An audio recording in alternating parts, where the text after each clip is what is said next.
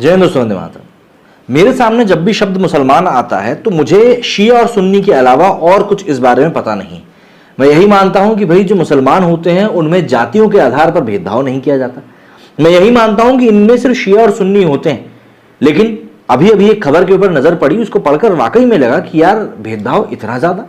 मतलब सिंगापुर में एक जगह पर इफ्तारी के लिए मिठाई बांटी जा रही थी मुसलमान समुदाय में, लेकिन वहां पर एक भारतीय मुसलमान परिवार को मिठाई देने से मना कर दिया गया और बाहर निकाल दिया गया। यह अपने आप में एक बहुत ही घृणित कर देने वाली खबर है। दरअसल सिंगापुर के एक सुपरमार्केट ने भारतीय मूल के मुस्लिम परिवार को रमजान में फ्री मिठाइयां खाने से साफ तौर पर मना कर दिया। स्टोर में काम करने वाले एक आदमी ने कहा कि ये मिठाइयां सिर्फ मलय समुदाय के लोगों के लिए हैं। इसके बाद उसने मुस्लिम परिवार को वहां से भगा दिया।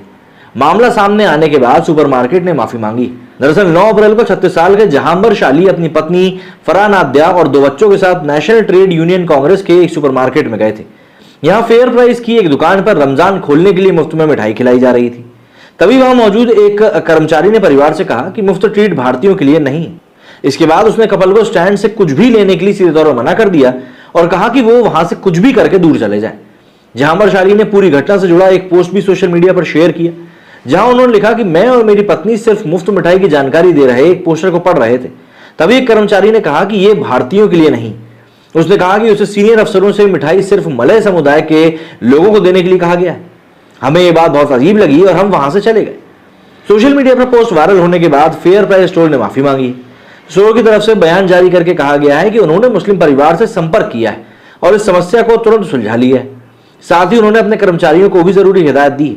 स्टोर पर इस तरह की घटनाओं को गंभीरता से लिया जाता है, और वो भी रमजान के पाक महीने में जब मिठाइयां मुफ्त में मिल रही हों। तो ऐसे में इफ्तार पैक सभी मुस्लिम ग्राहकों के लिए है। सिंगापुर में 23 मार्च को फेयर प्राइस ग्रुप ने अपना इफ्तार बाइट स्टेशन लॉन्च किया। यहां रमजान के महीने में मुस्लिमों को मुफ्त ड्रिंक्स, स्नैक्स और खजूर दिए जाते हैं। ये सेवा देश में मौजूद कंपनी के 60 स्टोर्स पर उपलब्ध है। मतलब अपने आप में ये बात कही जा सकती है कि एक बड़ी चेन है जहां पर इस तरह की सुविधाएं दी जाती है। ये बात इस चीज को क्लियर करने के लिए काफी है कि जातियों के बेसिस पर किस तरीके से मुस्लिम समुदाय में भी कितना ज्यादा एक दूसरे को बांटा जाता है। अब खाना पूर्ति तो करी ही जाएगी, जो कि की भी जा रही है इस स्टोर की तरफ से। लेकिन सबसे बड़ी बात यही है कि क्या ये खाना पूर्ति उस परिवार के दिलों के ऊपर जो जख्म आए हैं उनको पूरा कर पाएगी।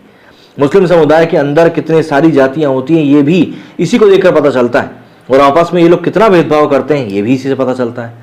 हालांकि बड़े तौर पर देखा जाता है कि इस तरह की बातें निकलकर सामने आती नहीं, क्योंकि होती नहीं, लेकिन जब होती हैं तो काफी ज्यादा घृणित कर देने वाले ही होती हैं। मेरे वीडियो के लिए इतना ही। जय हिंद, जय भारत।